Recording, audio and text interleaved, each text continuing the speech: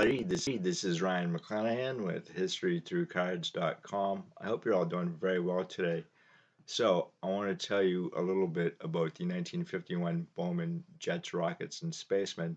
In fact, I did a 64-page article on this set, and I actually could have used an extra 20 to 30 pages, but I guess today what I really want to kind of do is do a follow-up because on May 17th, 2022, there was congressional hearings, and I am going to go through a few other little subjects associated with this set that you might not have thought about. And in fact, I didn't know about this stuff until I started doing research on it. The thing is, I don't actually have any of these cards. For some reason, I never picked up any, but I'll show you what they look like.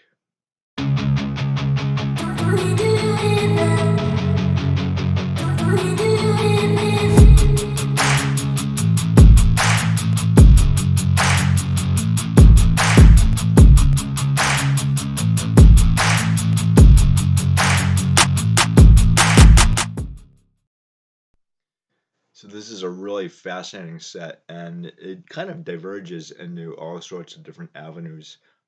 You could get into art, or science fiction, or basically what's going on in America at the time.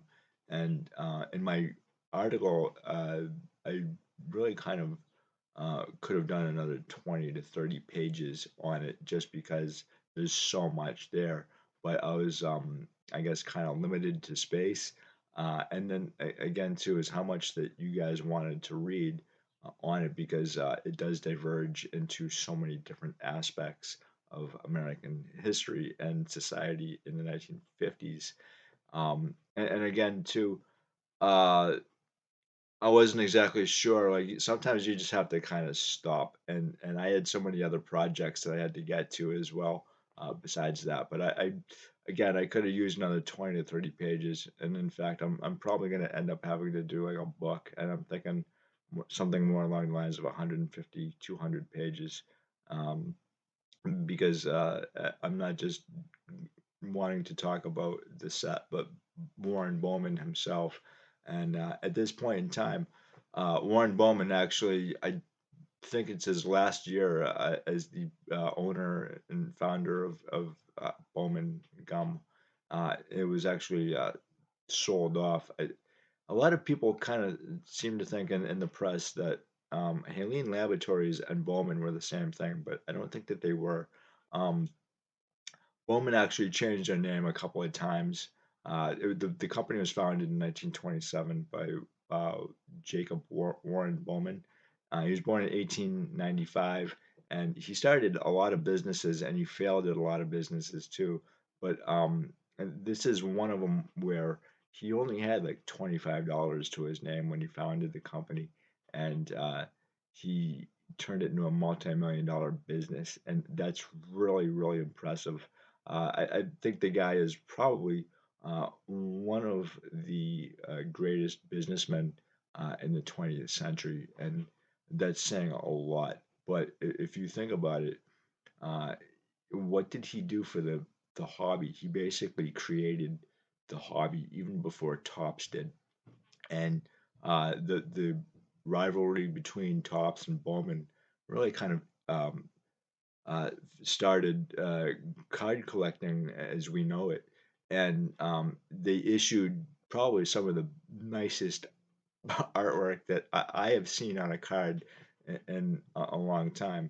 And if it wasn't for Warren Bowman, would we really be here right now talking about this subject? I'm not sure. I kind of doubt it. I can't really see where the hobby would be today if it wasn't for Warren Bowman. Because I do think he's just as an important figure as the people creating the Topps cards and specifically Cy Berger. And Cy Berger really did an amazing job with Topps. He's the guy who really kind of got Topps off the ground, even though that company was around since well in chewing gum form, let's just say 1938, and the company actually goes back to about I believe 1890 or so as a tobacco company, and before that or after that it was a grocery chain, or yeah, I think it's a grocery chain.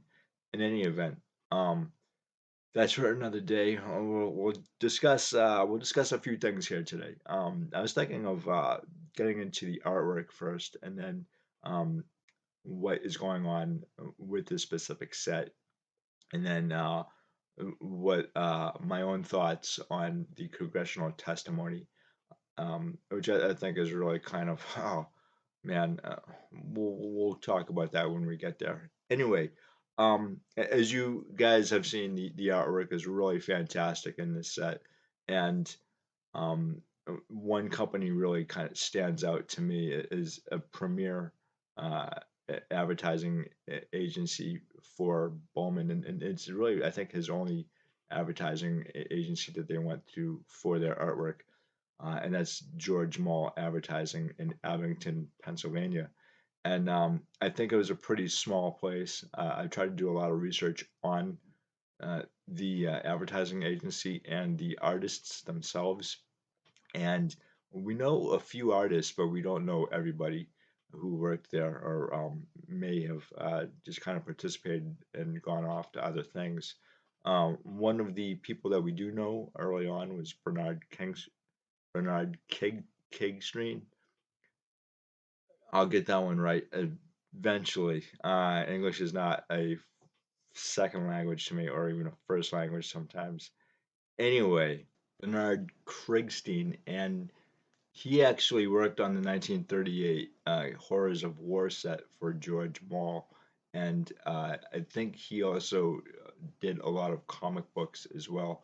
So there's a lot of other artists that started out with uh, George Mall and went into the comic book industry, but they also went into the other card companies as well, like Tops. And one of those guys is actually featured in this right here. So if you guys can see the alien right here, this is Wally Wood, and if it looks kind of familiar from the 1962 Mars Attack set from Tops, that's because Wally Wood actually did the artwork for that set, and this is actually a really fantastic read. If you guys haven't read any of these weird science or Tales from the Crypt. I highly recommend them. The artwork is fantastic. The stories are even better, and it's probably some of the best of the 1950s.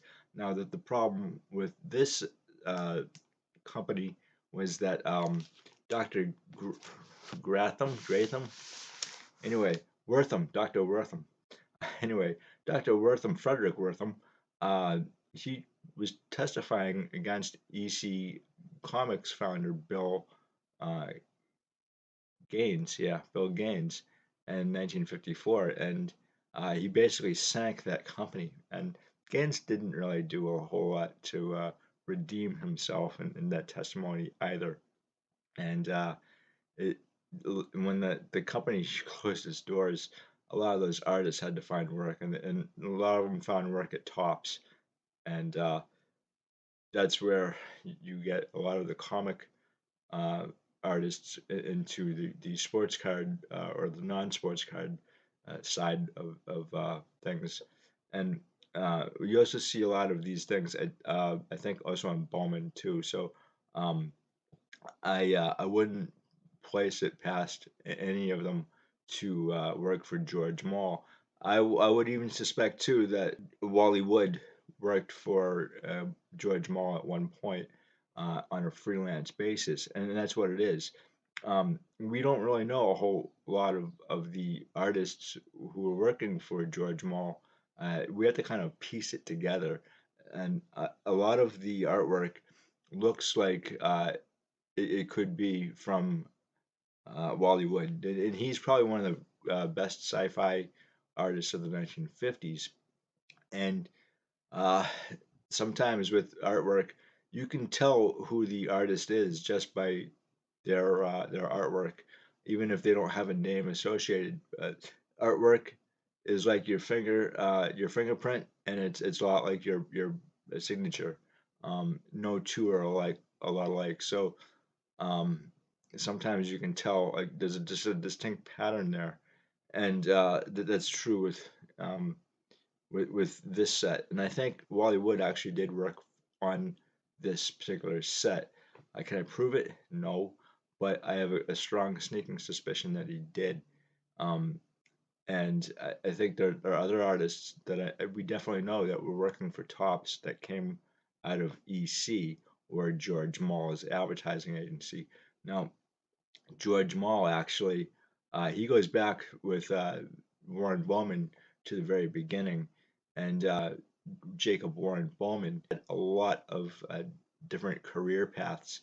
He was broke, and then he ended up being a multimillionaire, and then broke again, and all the while he would start one business, and then it would fold or go on to one company, and then get fired or whatever the case may be. And in one case, he went to join up in the armed services in World War One, and he was found out he had a heart murmur or something, and he was declared 4F. But that didn't stop him from joining the Los Angeles Police Department and becoming a cop. That job didn't last too long because he ended up getting fired when he had a bunch of girls in the back of his squad car. But the thing is, for every job that he would create for himself or get fired from, he learned along the way. Sometimes he didn't learn because he had five wives, and so this would cause him a lot of problems. He really is like the Bruce Wayne of sports cards. He's a playboy all the way, and he's really a larger than life character. Which I think if it wasn't for him, we probably wouldn't have the hobby that we have today. If you think about it, when Bowman ended up being sold to Topps in early 1956, a lot of Topps uh, um, I guess their cards going forward were actually Bowman designs. And what Bowman used to do, and maybe even Topps did this too, which is they'd go around to different cities and they would poll kids to see what design they liked the best, and then they'd go back and then they'd study uh, all the aspects of what these kids were saying, and then that would be your design for the following year. And so you know. Between Warren Bowman and George Mall, I think you have probably some of the best artwork available at the time. And the company actually used a couple of different printers. Um, and so you can definitely tell this because their printing and their stock is different from year to year as well. The printing from 1939 to 1940 is a lot different from 1941, especially given the fact that, okay, you're dealing with photography, but in 1941, gum ink ends up doing like hand-drawn artwork by George Mall's advertising agency. Um, and then uh, you see a progression there from 1939 to 1941 into 1942 because they did actually print cards in 1942. It just wasn't gum. I'm sorry, it wasn't sports that they were issuing per se. I think actually that there were the paper issue of the 1941 play ball set, but they're actually on the back of those cards. They're advertising on the bottom that they were going to have different sports players, and it would have been really nice to see what kind. They said I think tennis, golf, and football or boxing. I would have loved to see who they had lined up for those issues. That would have been fantastic, I think. I mean, imagine um, some of the football players in the early 1940s having a card. That'd be great. That'd be just awesome. Or like even the tennis players too. So unfortunately, World War II intervened, And in 1943, Gum Inc. Ends up closing its doors. We're not really entirely sure why. From what I've heard, the popular belief is that they ran out of gum base, and I'm not entirely sure this is accurate. It could be, but at the same time, we don't really know where Warren Bowman is at this point in time.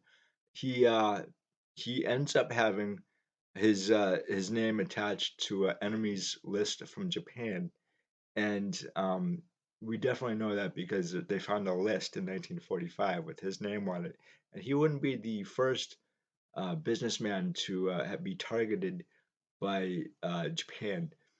And I think, in fact, he was targeted as far back as 1932, and definitely in 1939.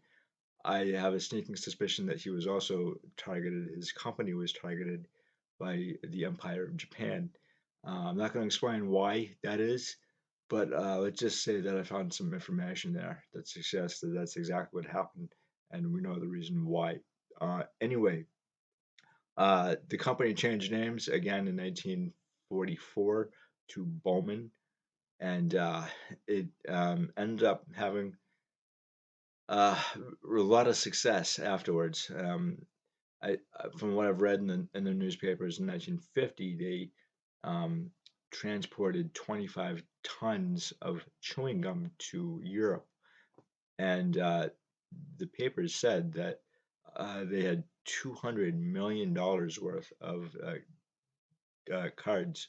Um, and I'm not entirely sure if that's accurate. I don't think that that's accurate. $200 million in 1950. That seems really high. However, the company was in and out of litigation for a long time since the late 1940s and into the 1950s, particularly because of the uh, contract wars between Tops and Bowman. And that started around 1950 and didn't end until 1953. But in that time, what happens is that you get the best of both companies on a card, and it definitely shows. And it definitely shows in this set too. The problems with this set, I think, have a lot to do with the printing. The quality of printing is awesome. It's fantastic, but there are problems with it. And one of the problems is that you have a lot of print streaks and print bubbles, and that you can see that with the darker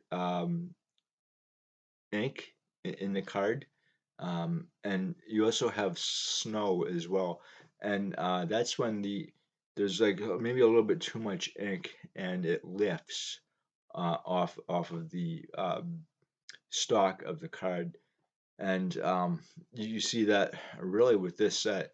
I don't see a lot of snow with the 1951 and 52 baseball or football set, and you see it a lot more on this set. And with every issue, there's going to be specific problems with it, and the pluses and the minuses. Now, the pluses on this particular issue is that you're really getting a quality product, but over a 70-year period of time, uh, you know, uh, it starts to degrade, and you're not really going to get a lot of high-end cards.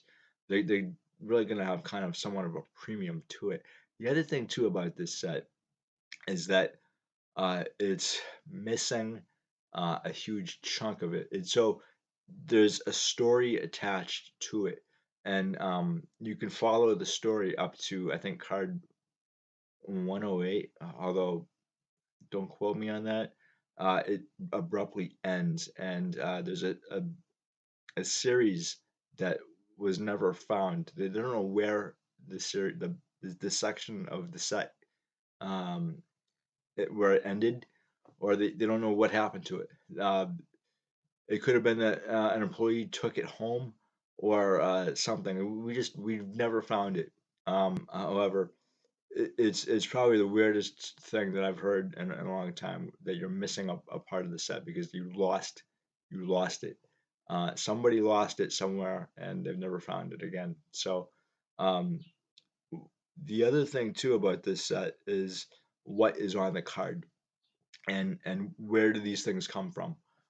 From imagination is great, but you need something to back it up, right? So a lot of times, with when we're looking at weird science or anything like that, a lot of times the writers and the artists are going from stories that were uh, in the newspapers or what was going on at the time. Now, this is actually the first set that I'm aware of that is a science fiction based set, and they were really kind of going on what was in the press at the time. And in the press, you had a lot of people describing cases of UFO sightings, and um, that's really very interesting as far as a historical perspective is concerned, because you're not too far away from the end of World War II, when a lot of people were saying that they saw UFOs in the sky. And the first incidents that I can think of is Kenneth Arnold, his sighting in I believe June or July of 1947.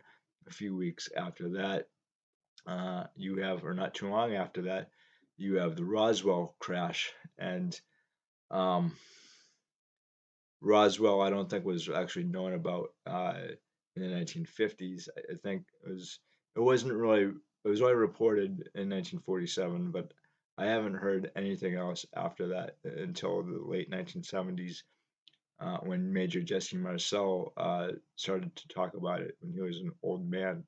Um, I really don't think that there's any correlation there between this set and Roswell or even Cape Girardeau in 1941.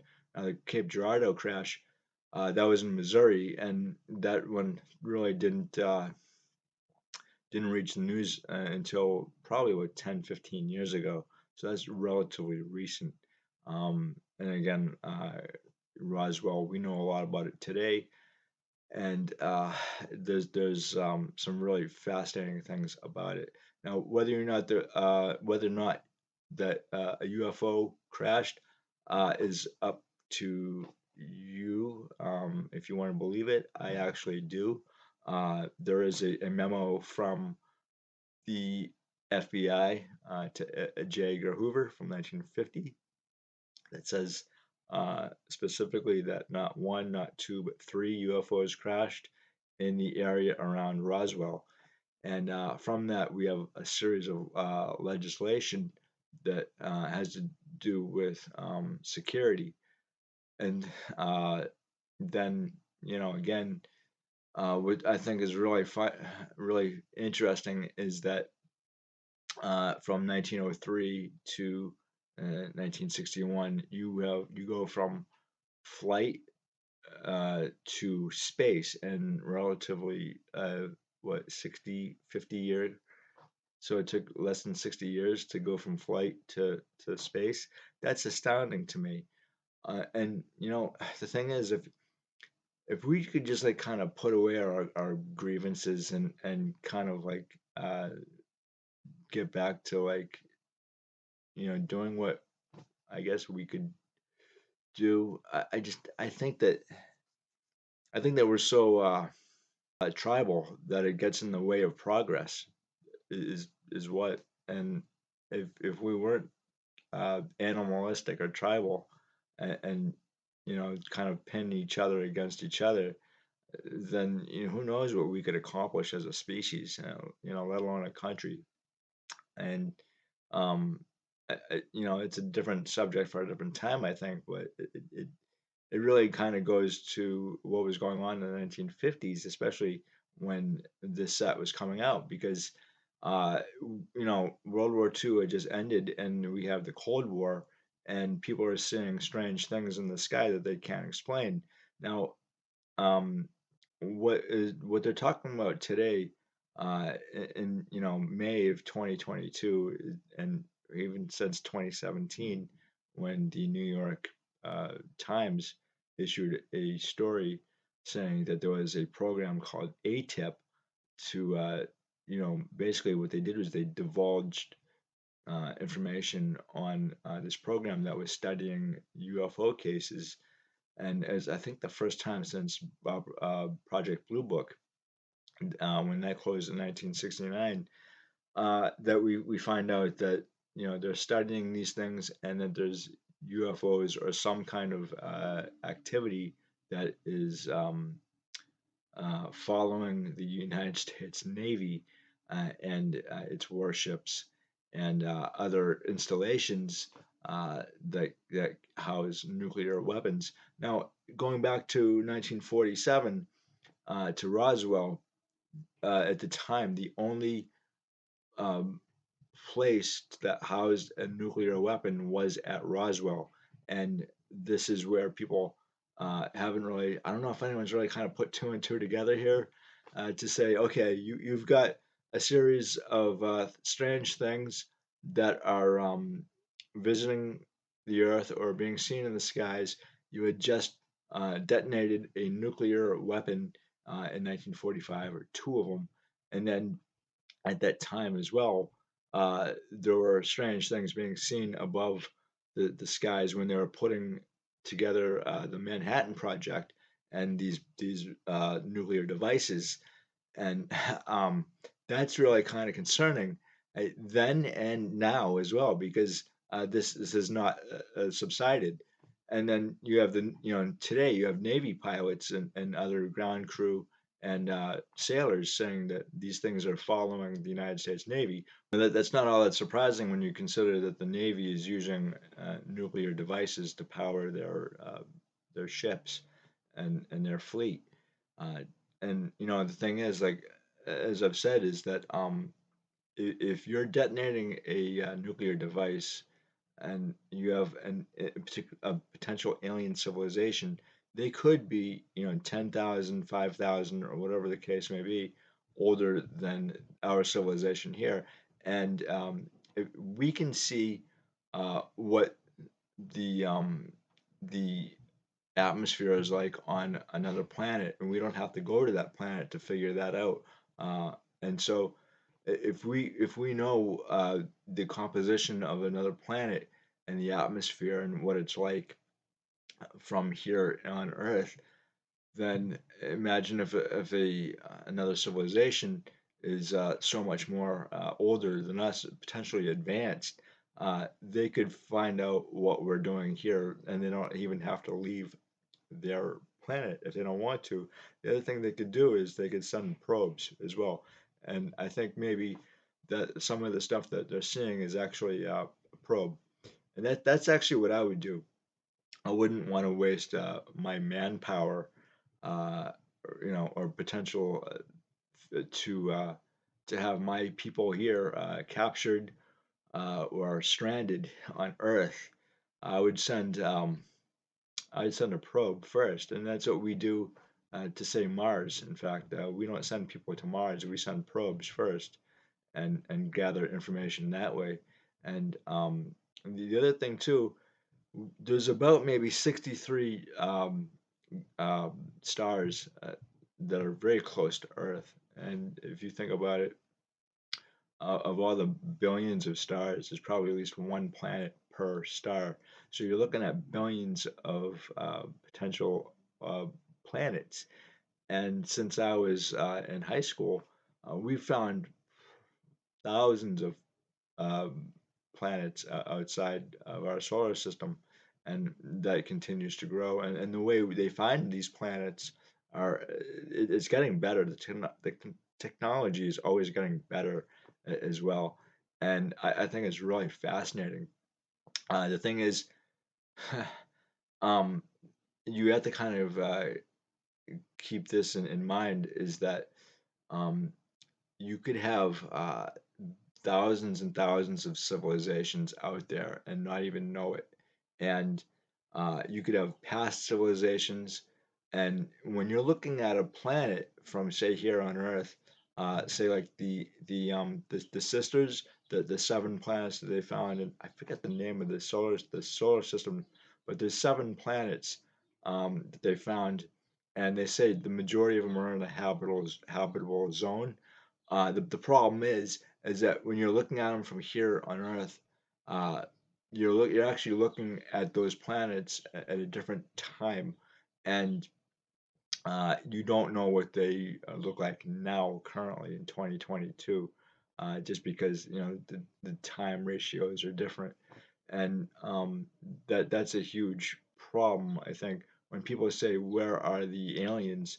Well, I already think they're here, and no, I don't think that they're in Washington D.C. Although that really kind of seems the case today. Um, I think that you could have civilizations that are past, and civilizations that have just come and gone. And then there's other civilizations that have never or never will figure out space travel as well. And that's probably more than likely. Uh, I think you're gonna have the majority of your civilizations be like ours, where we're just getting into space, or just not leaving the planet. I think the goal of humanity is to leave the planet. To tell you the truth, I think we have an insatiable appetite to learn and to grow as a species. Now, we're not exactly growing as a species right now, but we have a lot. Um, we have a lot of potential. We're just not reaching it as a species. And I'm not sure what it would take for us to actually do so, if we're capable of it. We're kind of like children in a way, with nuclear weapons, and we're really very animalistic. And we are animals basically, but if I'm an alien civilization and I see that there's a nuclear bomb going off here, I'm going to be very interested to make sure that what is going on here isn't going to affect me or my planet. And so in 1945, that's when you start seeing a lot of things in the sky, or 45 through 47, and then they just keep on multiplying year by year by year. And then in 1952, you have a flyby over in Washington, D.C., and that was seen by a lot of people and on radar. And so as our technology gets better, we're starting to see more things. The really interesting thing that this congressional hearing uh, said basically was that the stigma attached to reporting these things is going away by the pilots and by the ground crew. Now, I actually had some serious issues with this particular meeting. First off, it's the first one in 50 years. So the last one, I believe, was 1969. And you have obviously Project Blue Book, and then the two other projects before that. I think Project Grudge, and Sign, I believe, is the other one, and that was started right after Roswell. There's no coincidence there, right? And so I think everything is kind of interconnected. Just follow the dots. Um, and so this meeting, congressional hearing, took place on May 17th, and Congress has a 20% approval rating right now, so they're not very popular among the people, for obvious reasons. They don't really get anything done. However, I take a different view on Congress. The less they do, the better off we are. In any event, um, the chairman was Andre Carson, a Democrat from Indiana, and I thought he posed some very interesting questions. Uh, Now I don't really get too much into congressional affairs all that much, or politics. I don't like politics at all, and I am an independent. I always have been. I always will. So I don't really care about any party except for the one that has a cocktail in it. And so this is really interesting because there was a deputy director of Navy intelligence named Scott Bray, and he said Since the early 2000s, we have seen an increasing number of unauthorized and or unidentified aircraft and objects in controlled military training areas and basically aircraft and training ranges and other designated airspaces. And uh, that has been going on forever. And one of the congressmen, Mr. Gallagher, who I'm not familiar with, again, because I don't follow politics all that much. If I do, I keep it to myself, and that's it. But Mr. Gallagher, I'm not familiar with. He, however, did have a few very interesting things. He knew about Project Blue Book, and he asked the question if there was anything from Project Blue Book, which ended in 1969, to ATIP. So ATIP was a program that they found out about in 2012, and they only found out about it through basically black money, dark money, a X project, if you will, the money that was going through. That's how they found it. Was and if you want to find out anything, follow the money. Okay, so that's how they found out about it, and then I don't think it was all that long after that that a lot of pilots started to, especially Commander David Fravor, and his experience, and this is really where I went back into the subject. I listened to a podcast with Joe Rogan, and he had on David Fravor, and for me personally, I had walked away from the UFO thing a long time ago because there's a lot of crazy people in it, and after a while, it makes you think that you're crazy. um, I would say that 90% of all UFO cases are not UFOs, but there is that 10% that probably are. And after that, you've got certain cases that really stand out. There's one in Zimbabwe where a lot of school children saw aliens, in fact. Um, and that is a fascinating case. You have other cases too. There's one, the 1972 Tuscaloosa case stands out to me as being legitimate. But for the most part, I don't think a lot of these are what they claim to be UFOs. Now, the thing is, when it comes to either Lonnie Zamora, who was a, uh, a police officer in the 1960s who saw a UFO, I think in 1964 in Aurora, I believe. We do have an Aurora case back in 1897. And see, the thing is, I got back into this stuff after having, just disappeared from it. I didn't want to have anything to do with it. So thank you very much, Joe Rogan. I really appreciate that, pal.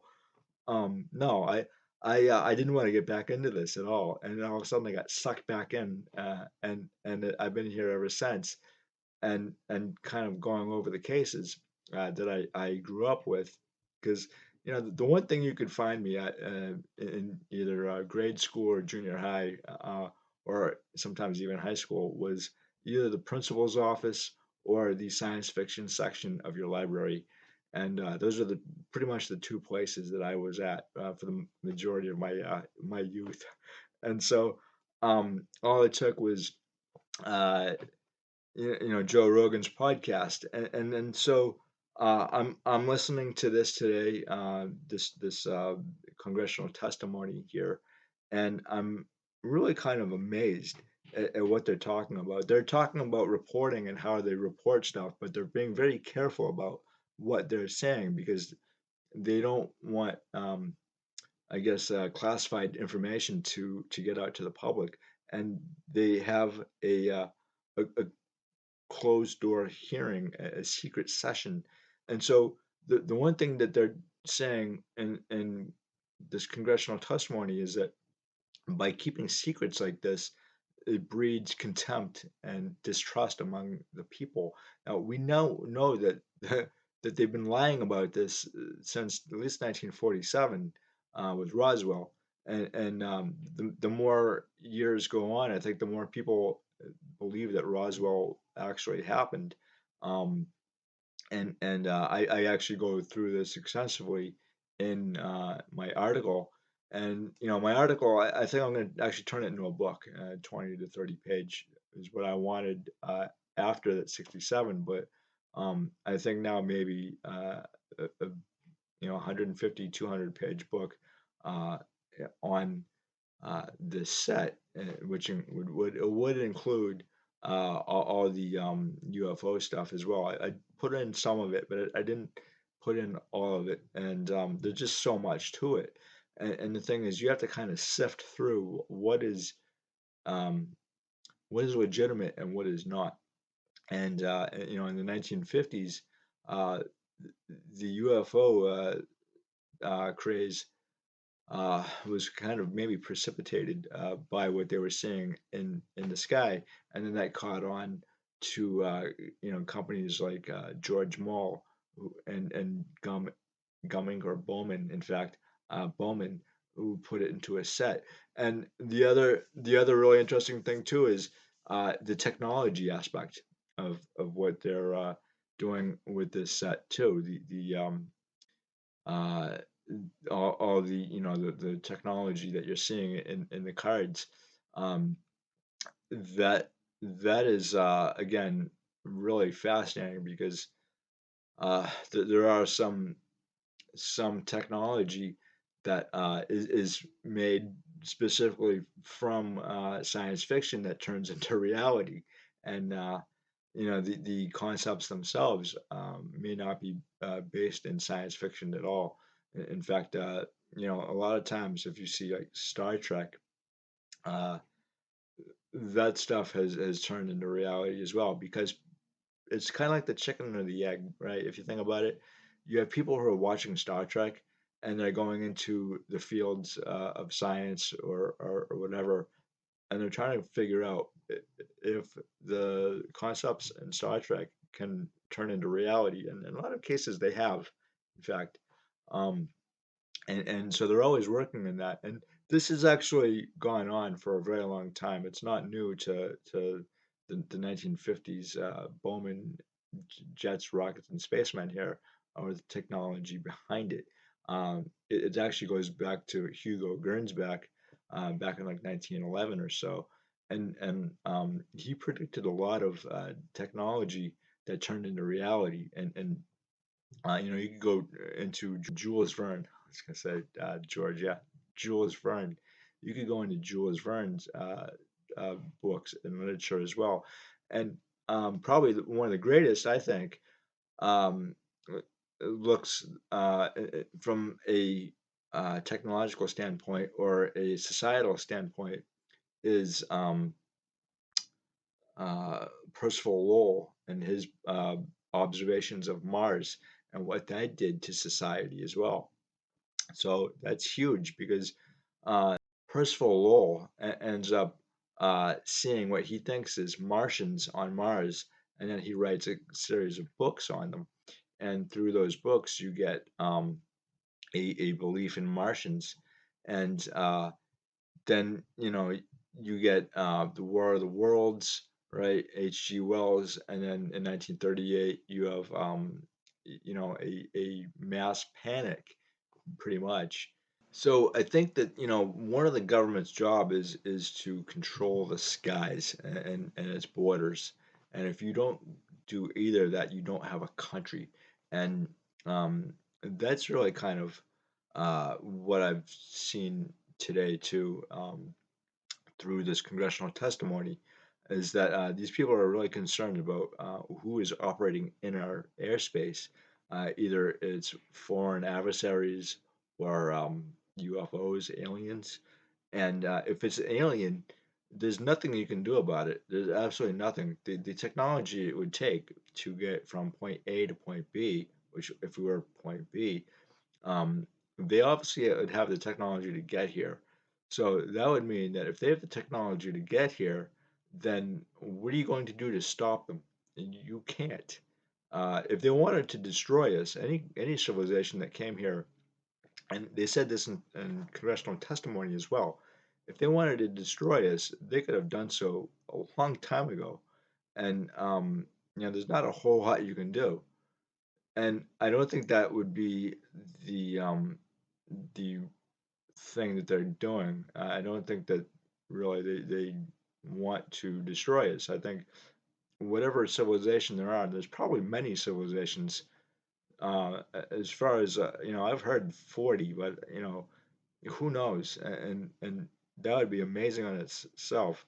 40 different civilizations, and that would mean that you would have 40 different reasons to visit Earth. Um, every civilization would probably have a different reason for being here, and you don't know what that is. You wouldn't know what, the reasoning behind an alien mind is, and you know it could. Who knows what it could be, technology or whatever. And I've heard a lot of weird stories out there too, with Eisenhower and Truman, and even FDR with alien spacecraft, and Eisenhower signing a treaty with an alien civilization in 1954. I've heard it all, and this is one of the reasons why I kind of dipped out of the UFO talk until recently. Um, again, is any of it true? Is We have no idea. We have none. I try to keep as grounded on this topic as possible. However, when it comes to the government, we know they've lied about this, and they continue to do so. And this was very apparent in this uh, congressional testimony. There was also something too. Um, there was actually a few things. One of the this guy Gallagher, he had said, um, if there was anything on an the 1967 Maelstrom Air Force Base UFO, and that was really interesting to me. That pricked up my UFO ears or my antennas, because I'm very familiar with this case. And this is back in 1967 during the height of the Cold War, and tensions were running all through the 1950s and 60s and 70s, and up to the 1980s, with Russia and the United States and atomic missiles. And Maelstrom is interesting because you had at least 10 different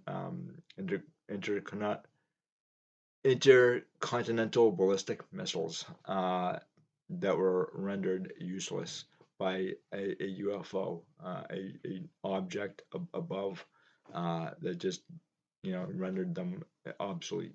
And this was brought up by this congressman, and it was obviously 50 years ago, and he asked uh, Scott Bray, and then another gentleman by the name of Moultrie, I believe was with the Navy Intelligence.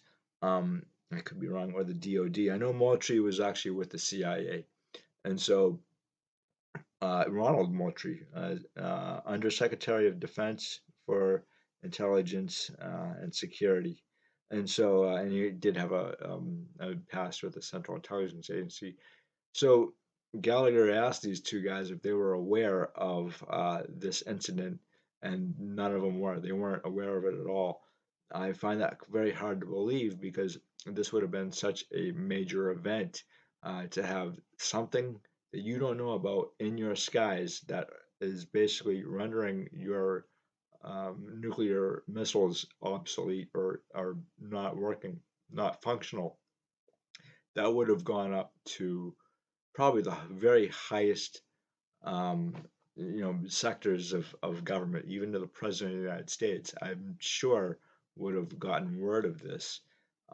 So for these two guys to say that they didn't know about this, it really, first off, it's something that kind of bothers me, that they don't know about it, and then it also makes me think that they're lying too. and they said there's certain instances where they would talk about these incidences either under the ocean and security or in the skies in a separate meeting that was classified. And you know,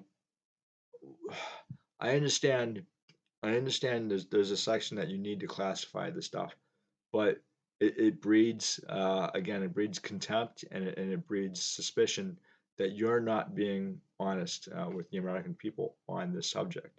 And there's enough Navy pilots out there, specifically uh, Commander Fravor, who I think is a very credible person, and I also think that Bob Lazar is very credible as well. And Bob Lazar really has never changed his story in 30 some odd years about what he had seen working uh, and not Area 51, but S4, I believe. Um, and so you have these two guys, and they're painting a very clear picture of what's going on, and they're reporting.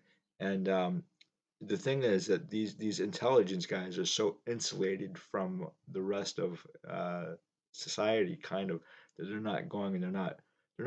not talking to civilians at all, who are seeing the same things that the pilots are seeing, and they acknowledged that as well. They said that we're going to go and contact civilians as well, and they just haven't done that yet.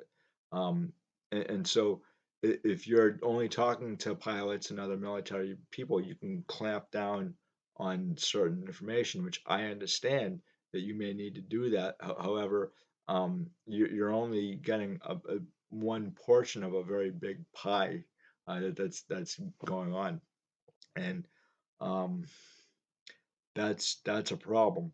The other thing too is Scott Bray's testimony of triangles, which I really found very, very bad. It was horrible. Um, he he said that he didn't think that the triangles were spacecraft or any kind of other technology by another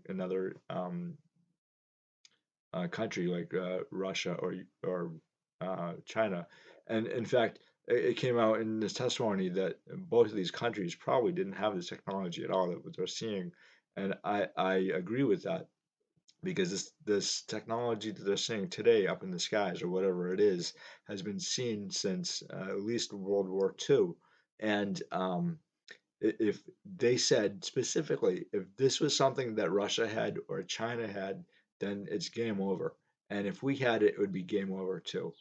And we don't have this technology, and China doesn't have this technology either because they also have their version of ATIP, their reporting system, and they're just as confused as we are on this stuff. And again, if China had this technology in the 1940s, where would they get it from? They weren't in any position to have that technology then. They were going through a revolution after World War II, and Russia certainly doesn't have it. And Russia has only kind of, in the last maybe 30 years, told the rest of the world about their own UFO history as well, and shared information between the United States and them when it came to that. Some things are not shared, and some things have been smuggled out of Russia when it comes to the UFO stuff. Um, it it's also really kind of interesting too is that the policy and the standards that they talked about. Uh, if it's really alien technology that they're seeing in the skies, what's the policy and what are the standards for either the retrieval or if there is alien creatures that they're seeing out of these UFOs? How do you treat another civilization? What happens if that civilization makes contact with regular people, not military? What is the procedure? What is the procedure for civilian pilots to report this stuff, and what happens if they come in contact as well? So these things weren't really discussed at all. And the other thing too is Mr. Gallagher had also said too, um, was that was there any official um, agency that dealt with material technology, back engineering technology of any kind of um, UFOs or anything, and it didn't have to be through alien civilizations. It could be like from another country, and they seemed to seem that there was nothing. There was no there's no contracts made between the government and other government agencies on this. The thing is, or companies. The thing is that you're not going to have any contracts if it comes to a company. It's not going to happen. And there's a reason why the government would not use another government agency to back engineer a alien spacecraft. Uh, One of the reasons why is because the government is like Swiss cheese. They can't keep secrets, and eventually these things get out. And then, there's also a financial tracking system as well, and that's one of the reasons why ATIP was found was through the money. So uh, the thing that you would want to do is you would want, if an alien spaceship did crash and you wanted to back engineer it, you would take it to like a aerospace company, maybe like GE or another company like that, aerospace, whatever, whatever it is, um, and you would want them to do it. The thing is, this can be kind of dangerous as well because companies don't always last very long. In like the sports card hobby, when I study a card, I'm also studying the company, and for the most part, how many companies actually survive from the days of the T206 and T207, or even in 1933 Gaudi. I mean Gaudi, they went out of business in November of 1962, right? So from what 1918 to 1962. So a company can come and go, but in that time they could be studying this stuff, and then there's no accountability with a company. For the most part, they don't have the same accountability standards as a government agency, which is why the government can come in and say, we'd like you to back engineer this, we'll give you some money in the start, but um, there's again no accountability, and there really doesn't seem to be accountability here either.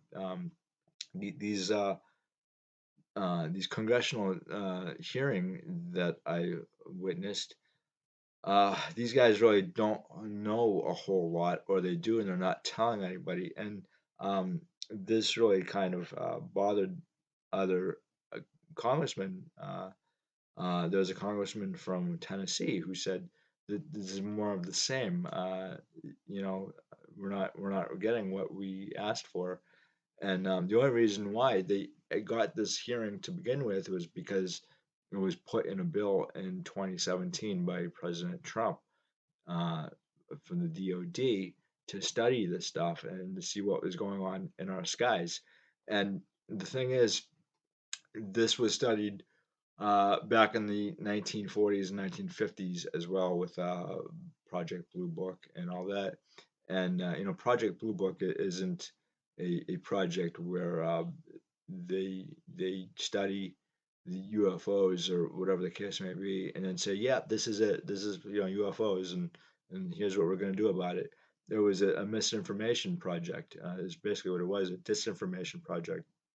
And then you have the Robertson panel in 1954 that specifically stated what to do in a case of a UFO crash, or if aliens come down to the planet Earth. And the thing is, I think Joe Rogan was kind of right on this, where if an alien civilization is coming here, they're not going to speak to our leaders at all. Why would you? I mean, we have such we have such problems with our elected officials to begin with, and I don't think our elected officials have really done us justice in the United States on several occasions, whether it's our safety or not. There's not a whole lot that they can do about an alien civilization coming to Earth anyway. We don't have the technology.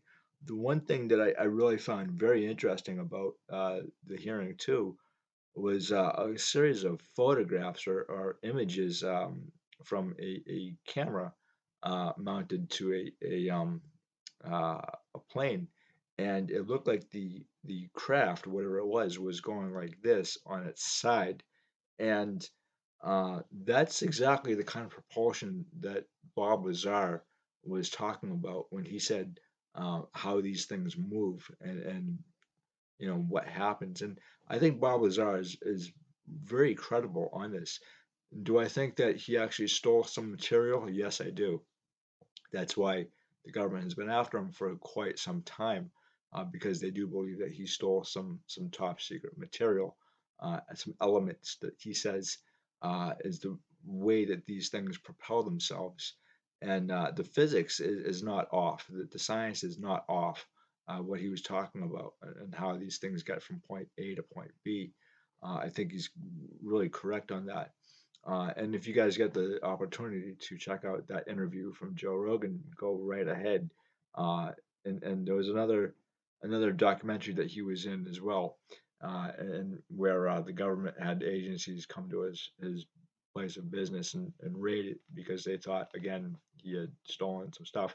I think he did steal some stuff, and he's not saying it. I wouldn't either, in fact.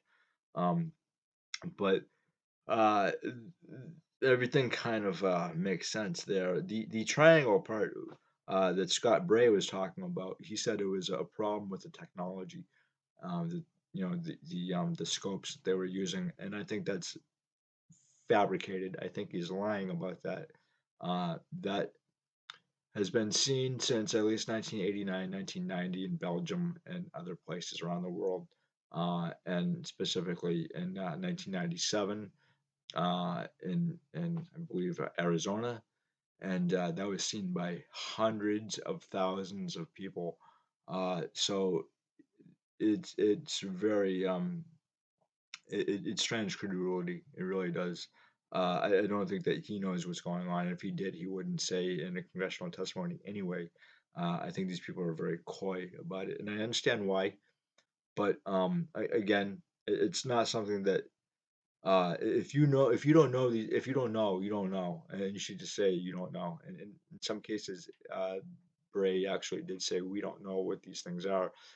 He said about the 2004 Nimitz incident that he didn't know what these things were that David Fravor had seen.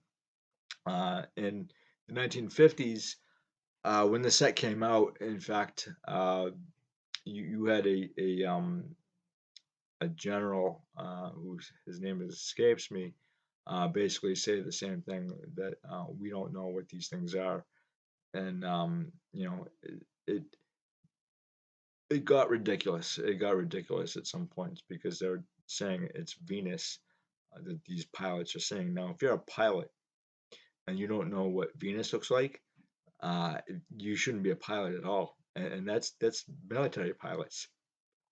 Military pilots usually don't chase Venus or swamp gas, and that's J. Allen Hynek. That's his explanation, and that was really insulting to me. I think, and I'd be insulted by that. And in fact, J. Allen Hynek, he's known really as the father of ufology, and he was a skeptic at first. And the thing is, you should be a skeptic, but as more evidence comes to light, you should study the evidence and then decide for yourself whether or not it's correct. And he decided that the government was lying. They knew more about this stuff than they were letting on, and he ended up going on to the other side, if you will, to studying the stuff after report after report after report. And I have to credit the guy, and when you're wrong, you're wrong. Am I right all the time? Absolutely not. If I make a mistake or if I'm wrong on something, I will admit that I'm fully wrong. I could be wrong on a lot of this stuff, tell you the truth, but I've studied this for basically my entire life, and I'm convinced about one thing: the government knows a lot more than what it's talking about and is letting on. And the reason why they're not talking about it is because if they don't have control over their own society, they're out. They're out of business. The other thing too is that it could create panic, and that was the original intent of the Robertson panel was to basically control the population so that they wouldn't panic. And again, this is a time when you have the Cold War, and you had Russia and America, and both sides having um, nuclear power and nuclear weapons. And so I can understand that, but again, the Cold War has been really kind of over since 1989. Um, and we still have nuclear weapons, but it's a different it's just a different situation. And I think if we knew that there were other civilizations out there that were looking in on us, we might change our ways. We might be a better society for it. You just don't know. But we're having the information taken from us. The ability to decide for ourselves is taken away from us. Uh, you know, we could, as a society, do much better than we're doing now. And I think the 1951 Bowman Jets, Rockets, and Spacemen set really kind of covers a lot of areas. And y- you know, uh, could we go out into space? Absolutely. Further than the solar system. Yeah, we could. But what would that do to our bodies? How would it would affect us? That's all everything that I think NASA has been studying, and other space agencies as well. And again, what's going to happen when civilian uh, space agencies pop up and go into space as well, like SpaceX?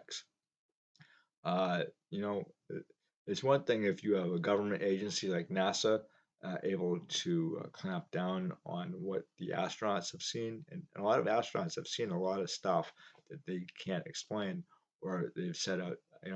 I think Gordon Cooper and maybe even Buzz Aldrin and John Glenn, those guys have all seen stuff, especially on the moon, and they can't explain it, or they've said it outright. Like we've seen UFOs, and again, I'm not sure how society would react to this. In the 1950s, yeah, you had a very